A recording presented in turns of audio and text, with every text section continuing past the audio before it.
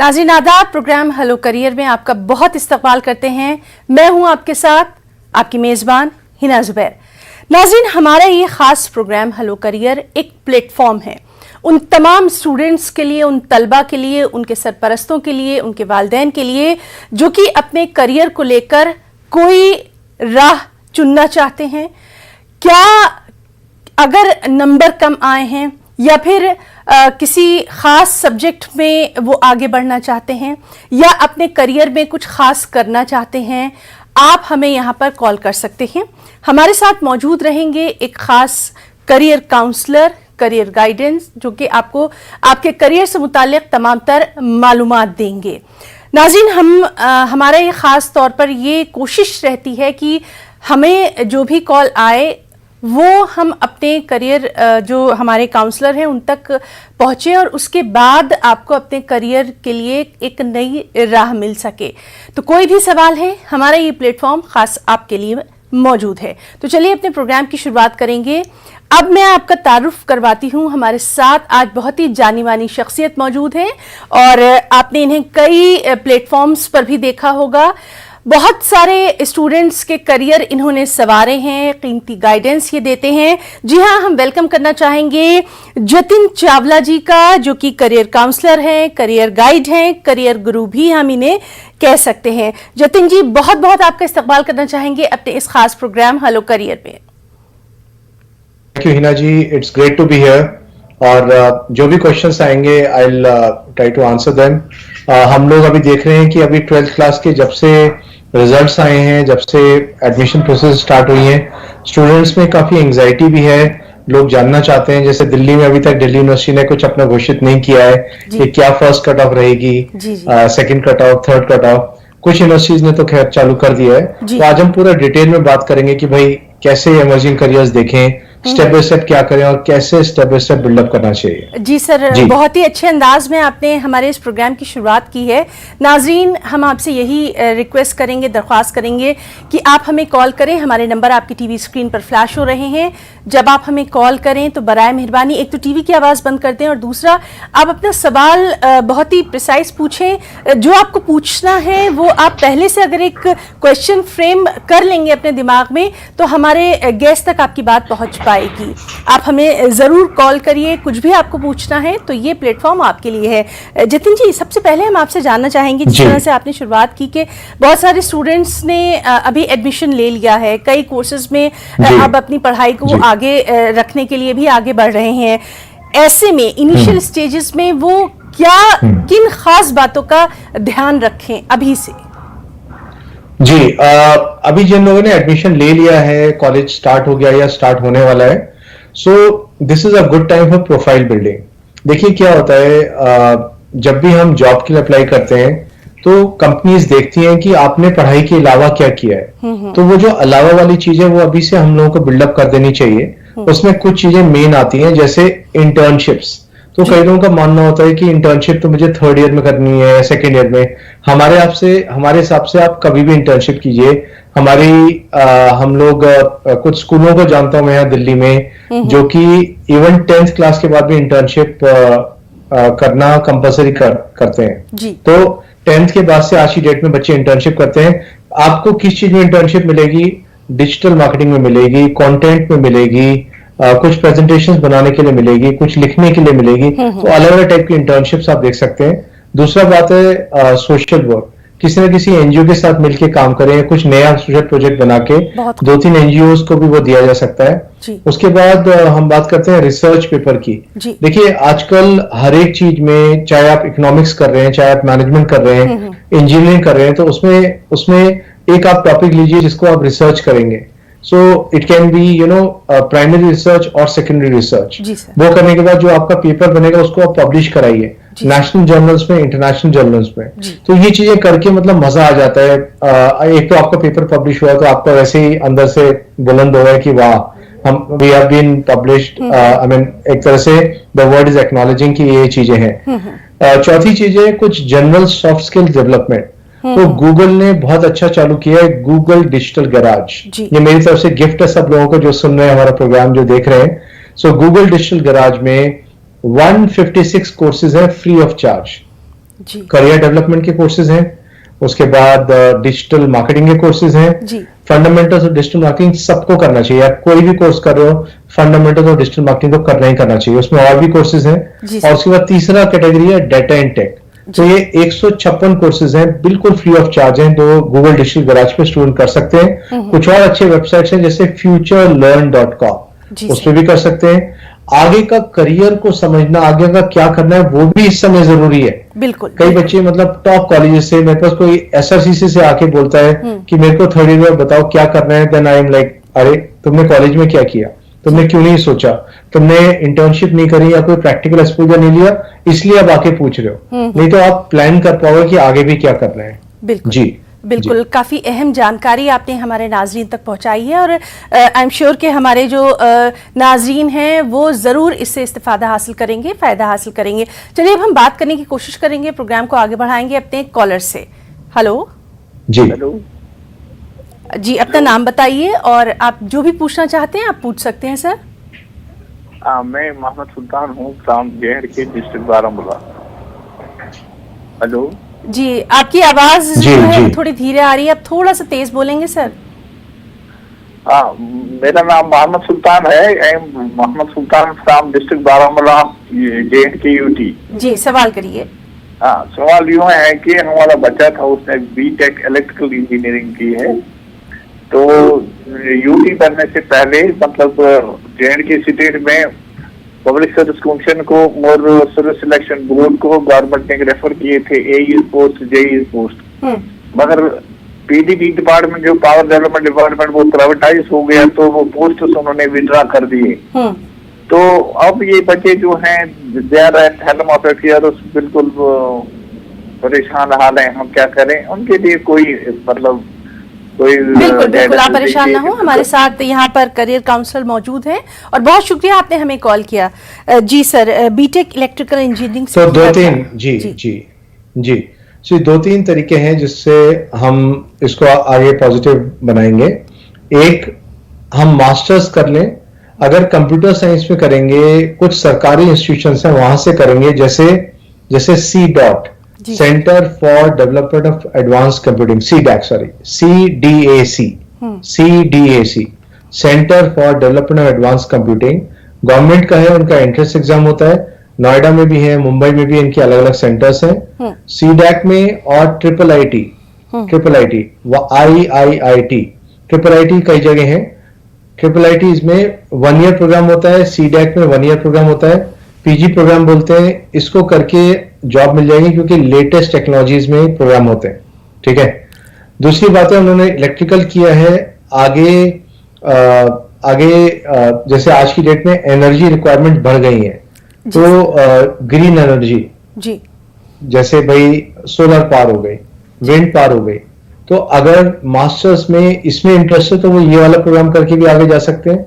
अगर government job में ही है तो इंडियन इंजीनियरिंग सर्विसेज है, उसकी तैयारी करें अगर गवर्नमेंट जॉब में ही जाना है, या फिर कुछ PSUs का ट्राई करें।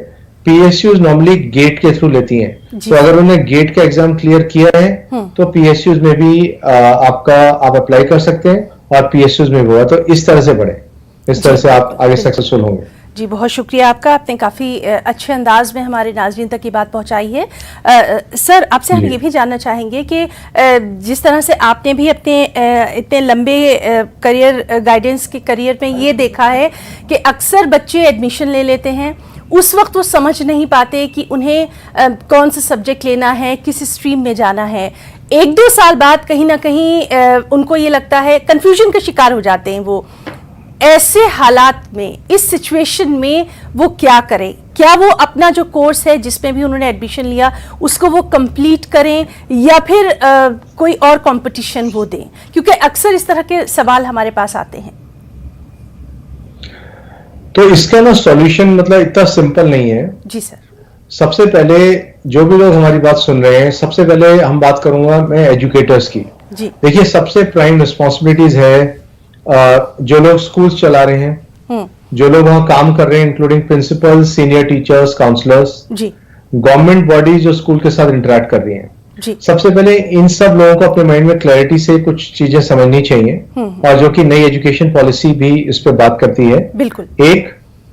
एक ऐसा नहीं है कि साइंस कर लो पीसीएम तो बहुत बढ़िया जिंदगी हो जाएगी, पीसीबी कर लो तो बहुत बढ़िया हो जाएगी। मतलब अभी करियर वाइज ह्यूमैनिटीज में भी ऑप्शन है, कॉमर्स में, और वैसे भी एनईपी के चलते अभी मिक्स हो जाएंगे। जी। सो दूसरी बात, जब आपने एडमिशन ले लिया तो अच्छा स्टूडेंट्स पे भी होना चाहिए कि भाई तुमने रिसर्च क्यों नहीं किया। तुम बकरी थोड़ा ना हो कि सबकी बातें सुन के और पीसीएम लेके इंजीनियरिंग में चले गए, सेकेंड ईयर में हो रहा है कि यार मुझे तो ये करना ही नहीं था। भाई पहले क्यों नहीं सोचा तुमने? मतलब आप बुद्धू बच्चे हो गए अपने एकदम। और बच्चे में ऐसी बात कर रहा हूँ जो आईआईटी में भी निकल गए उसके बाद कह रहे हैं। मैंने एक आईआईटीएन को अभी हिमालयाज में सोशल वर्क के लिए भेजा है। मतलब उसका इंटरेस्ट ही नहीं है कंप्यूटर साइंस में जो कि करके आया, और आईआईटी से करके आया, सोचिए। बिल्कुल। तो मैं ये कहना चाह रहा हूं कि आज की डेट में क्या है, आज की डेट में खाली पेरेंट्स को 8-9 करियर्स का सुना हुआ है, तो वो अभी भी बच्चे को इंजीनियरिंग, मेडिकल, सीए और थोड़े लोग इकोनॉमिक्स और सिविल सर्विसेज ये बता देते हैं। तो सबसे मेन प्रॉब्लम यह है, जबकि करियर ऑप्शन अगर आप यूएस डिपार्टमेंट लेबर देखेंगे तो 78,262 करियर्स, मतलब 78,000 इतने करियर्स की बात हो रही है।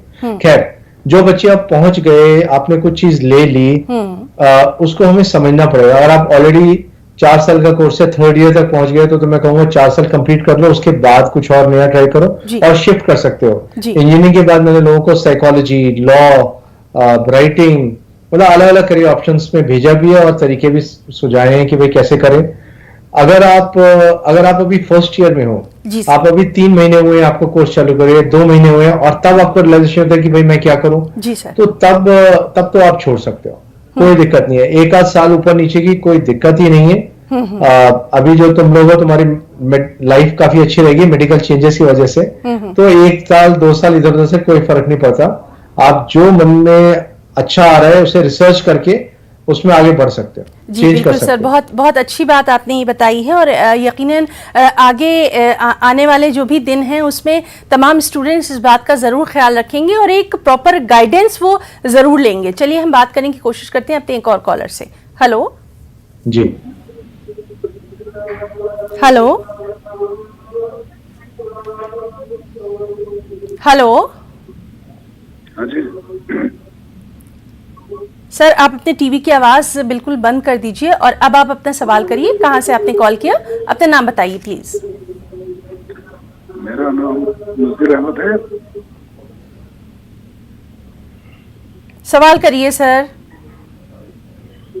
ऐसा है सर कि मेरी गुजारिश है कि मेरा बच्चा है, उसने इंग्लिश में एमए किया हुआ है। जी जी जी। तो जब से कोविड हुआ है ना सर, कोविड की जी जी जी सवाल करिए। तब से वो पढ़ नहीं पाया है जी, लेकिन एमए किया हुआ है उसने, तो इसके लिए क्या? आपने कहाँ से कॉल किया है सर, ये बताएंगे आप? अनंतनाग से। जी, कश्मीर अनंतनाग से आपने हमें कॉल किया है और बहुत शुक्रिया हमें कॉल करने के लिए। चावला सर, आपसे भी ये जानना चाहेंगे कि इंग्लिश में एमए किया है और जिस तरह के हालात से तकरीबन आज हर स्टूडेंट जो है वो 2-4 है, उनके पेरेंट्स 2-4 हैं, उसी तरह का ये इनका क्वेश्चन है कि अब ये आगे क्या करें। अगर देखिए एमए किया है, आज की डेट में काफी जगह ऑनलाइन काम अवेलेबल है, तो आई एम श्योर वो इंग्लिश में राइटिंग में अच्छी होंगी, उनको कम्युनिकेशन में अच्छी होंगी, तो अभी वो कुछ चीजें स्टार्ट कर सकती हैं। क्या चीज स्टार्ट कर सकती हैं? अगर मैं पूरे इंडिया में देखूं तो इंडिया में लोगों को इंग्लिश बोलने में बहुत हिचक है। वो काफी मतलब कई लोग कई लोग इंजीनियरिंग कर लिया या बीबीए कर लिया, एमबीए कर लिया, फिर भी इतनी अच्छी नहीं बोल पाते हैं। तो आप उन्हें ट्रेन करिए, आप कहीं से भी ट्रेन कर सकते हैं। कुछ कंपनीज हैं, जैसे मैं एक कंपनी का नाम बता देता हूं, EAGE tutor, EAGE edge tutor, EAGEtutor.com। EAGE tutor में आप एक फैकल्टी बन सकते हैं। आपसे कोई चार्जेस कुछ नहीं लिया जाएगा, मतलब ऐसा नहीं कि आपको कोई चार्ज देना होगा। आप उसमें बस ट्यूटर की तरह रजिस्टर करें और आप ट्रेनिंग स्टार्ट कर देंगे। जो यूजर्स हैं वो आपसे ट्रेनिंग ले लेके रैंक करेंगे, आपकी रैंकिंग ऊपर जाएगी तो आप ज्यादा चार्ज कर सकते हैं। इस तरह से चलता है। तो आप ये वाला काम स्टार्ट कर सकते हैं। यूट्यूब पे अपनी वीडियोस बना के डाल सकते हैं अगर मन करे कि इंग्लिश बोलना कैसे सीखें, या कंटेंट डेवलपमेंट का काम कर सकते हैं। कंटेंट डेवलपमेंट के लिए बहुत सारे वेबसाइट, बहुत सारी कंपनियां अपना कंटेंट आउटसोर्स करती हैं। तो आप उनके लिए आर्टिकल्स लिख सकते हैं, ब्लॉग्स लिख सकते हैं। तो बहुत, जैसे हम अपने वेबसाइट के लिए भी मेरे पास भी एक्सटर्नल राइटर्स हैं जी। जो हमारे ब्लॉग के लिए लिखते हैं। जी तो सर, इस तरह से ये सब काम स्टार्ट करेंगे तो उनको एंथुसियाज्म रहेगा, बिल्कुल। उनको मजा आएगा कि हाँ मैं कुछ कंट्रीब्यूट कर रही जी। हूँ। और आगे आगे जैसे फिर सिचुएशन और बेटर होगी, then she can try for other jobs and, या फिर किसी मेट्रो सिटी में शिफ्ट होके देखना चाहे तो फिर बाद में वो भी देख सकती हैं। जी इस तरह से सर, करना चाहिए। बिल्कुल। और चलिए, आपसे हम लगातार रहनुमाई हासिल करेंगे। हम बात करने की कोशिश करते हैं अपने एक और कॉलर से। हेलो जी हेलो, अपना नाम बताइए, कहाँ से कॉल किया, सवाल करिए सर। अहमद फरीदी बोल रहे हैं लखनऊ से। जी, अपना सवाल करिए। हमारी बेटी अभी इंटरमीडिएट पास किया है उन्होंने यूपी बोर्ड से, इंग्लिश मीडियम से। जी तो अभी वो एक ऐसा बेटर कैरियर चुनना चाह रही है जो शॉर्ट टर्म भी हो और डिग्री लेवल का हो, तो आगे इसका प्रोस्पेक्ट बहुत बेहतर हो और कुछ नया हो, जिसको आगे चल के इस सीजन में जो चेंजेस आए हैं इस सिनेरियो में वो क्या बेहतर कोर्स कर सकते हैं, उसके लिए जानना चाहता हूँ। जी, हमारे साथ कॉमर्स career लिया है, counselor- कॉमर्स लिया उन्होंने, कॉमर्स विद मैथ्स। नहीं, उन्होंने इंटरमीडिएट किया है ह्यूमैनिटीज से। सब्जेक्ट्स क्या क्या लिए हैं? कंप्यूटर लिया था, Subjects बता। Education, history. कंप्यूटर, एजुकेशन और हिस्ट्री। जी, तो 2-3 कोर्सेज अभी दिमाग में आते हैं, वैसे और डिटेल जरूरत रहेगी क्योंकि उनके क्या इंटरेस्ट है वो सब समझ के ज्यादा बता सकते हैं। फिर भी इंटरनेशनल रिलेशंस अच्छा कोर्स है। जैसे दिल्ली में अंबेडकर यूनिवर्सिटी है, यहाँ पर बीए ग्लोबल स्टडीज होता है, या कहीं पर हम पॉल साइंस कर लें उसके बाद भी हम इंटरनेशनल रिलेशंस में जा सकते हैं। तो वो एक अच्छा एरिया है। 5 साल का लॉ का कोर्स अगर करें, law plus international relations, law plus public policy, ये दोनों अच्छे ऑप्शन है जो हम देख सकते हैं। उसके बाद अगर उनका टीचिंग साइड में रुझान है वो अच्छा है, तो यहाँ जैसे डीयू में और कुछ प्राइवेट यूनिवर्सिटियों में जैसे एमआईटी में भी बीएलएड का कोर्स होता है, बैचलर्स इन एलिमेंट्री एजुकेशन। जी सो बीएलएड इसे बोलते हैं, BElEd bachelors in elementary education. जी सर। सो ये 4 साल का कोर्स होता है। सो ये कोर्स करके भी हम टीचिंग में जा सकते हैं, जैसे हम मिडिल स्कूल तक के बच्चों को पढ़ाएंगे। और बीएलएड की अच्छी डिमांड है, यहाँ डीयू के ग्रेजुएट्स निकलते हैं तो मतलब कोर्स खत्म होने से पहले उनकी जॉब्स लग जाती हैं। सो ये सब हम देख सकते हैं। बाद में हम एजुकेशन मैनेजमेंट में जा सकते हैं, जैसे कई स्कूलों की बड़ी बड़ी चेन्स हैं, जैसे डीपीएस की, रायंस की, एपीजेस की। जी सर। तो ऐसी स्कूल चेन में आप एजुकेशन मैनेजमेंट में काम करेंगे, उनके लिए करिकुलम डेवलपमेंट करेंगे, उनके लिए पूरा सिस्टम्स कैसे होना चाहिए वो करेंगे। तो ये सब चीजें करके हम प्लान आउट कर सकते हैं। जी बिल्कुल सर, और बहुत शुक्रिया अदा करना चाहेंगे अपने नाज़रीन का भी। और जिस तरह से आप तमाम तर रहनुमाई कर रहे हैं उसका भी आप हमें कॉल कर सकते हैं। चलिए बात करने की कोशिश करते हैं अपने एक और कॉलर से। Hello hello. तो चलिए, कॉल का सिलसिला भी लगातार जारी है। हमारे साथ जितिन चावला जी भी मौजूद हैं, जाने माने करियर काउंसलर हैं। सर, हम आपसे जानना चाहेंगे, अभी हम जिस तरह से देख रहे हैं कि बहुत सारी क्वेरीज आ रही हैं, इसी तरह से हमारे पास आता है फॉरेन में एडमिशन के लिए, क्योंकि अभी इस तरह का दौर चल रहा है। तो फॉरेन में अगर किसी कोर्स में एडमिशन चाहते हैं, किसी कॉलेज में, यूनिवर्सिटी में, तो उसके लिए 12th के बाद से किस तरह से, या अगर 12th में है तब क्या प्रिपरेशन स्टार्ट करें? अगर देखिए कुछ बच्चे 12th के बाद जाना चाहते हैं तो सबसे पहले तो हमें फाइनलाइज करना होगा कि भाई हम किस कंट्रीज को देख रहे हैं। तो वो सोचना 12th में नहीं, 9th-10th में चालू हो जाना चाहिए। फॉर एग्जाम्पल, अगर मैं ऑटोमोबाइल इंजीनियरिंग या मैकेनिकल इंजीनियरिंग के लिए जाना चाहता हूँ तो जर्मनी में फ्री ऑफ चार्ज कोर्सेज हैं। वहां पर इंटरनेशनल स्टूडेंट से भी चार्जेस नहीं है, ज्यादा करके कोई स्टूडेंट एसोसिएशन वगैरह के छोटे मोटे चार्ज करके साल भर के 50,000 रुपए चार्ज हो गए। तो जर्मनी में फ्री एजुकेशन होती है, वहां पर जैसे टॉप यूनिवर्सिटी TU9 है। लेकिन मैं 9th-10th में डिसाइड करूंगा तो मैं जर्मन लैंग्वेज सीखूंगा, वो सब कुछ जर्मन लैंग्वेज में है। जर्मन लैंग्वेज का B1 B2 लेवल करूंगा तो जा पाऊंगा। इस तरह से हर कंट्री की अपनी रिक्वायरमेंट है। यूएस में सैट का एग्जाम देना होता है या ECT का एग्जाम, और प्रोफाइल स्ट्रांग होनी चाहिए। मैं अलग से बताऊंगा प्रोफाइल क्या है। यूके में IELTS का एग्जाम होता है जो कि इंग्लिश का एग्जाम है। कनाडा में भी IELTS का एग्जाम होता है। यूके कनाडा में ज्यादा करके अपने परसेंटेज चाहिए, थोड़ा प्रोफाइल भी देखी जाएगी। अगर आप लो कॉस्ट डेस्टिनेशन देख रहे हैं तो यूरोप में काफी अच्छी जगह है। नीदरलैंड्स अच्छी जगह है, यूनिवर्सिटी ऑफ एम्स्टर्डम, वीयू, गॉगिंगन, इस तरह की यूनिवर्सिटीज हैं। या फिर हम फिनलैंड देख सकते हैं, ऑस्ट्रिया देख सकते हैं, डेनमार्क देख सकते हैं, आयरलैंड देख सकते हैं। उसके बाद हम अगर बहुत सारी स्कॉलरशिप चाहते हैं तो ऑस्ट्रेलिया अच्छी कंट्री है।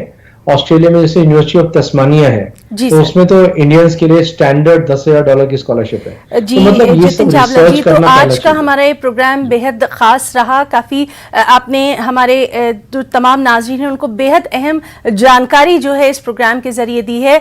हम न्यूज़ 18 उर्दू की पूरी टीम की तरफ से आपका बेहद शुक्रिया अदा करना चाहेंगे। आपने अपना इतना कीमती वक्त जो है वो हमारे तमाम नाज़रीन के लिए दिया, और नाज़रीन का भी बहुत शुक्रिया हमें कॉल करने के लिए। तो नाज़रीन, हमारे प्रोग्राम हेलो करियर में आज के लिए फ़िलहाल इतना ही। हमारी पूरी टीम को दें इजाज़त। आदाब।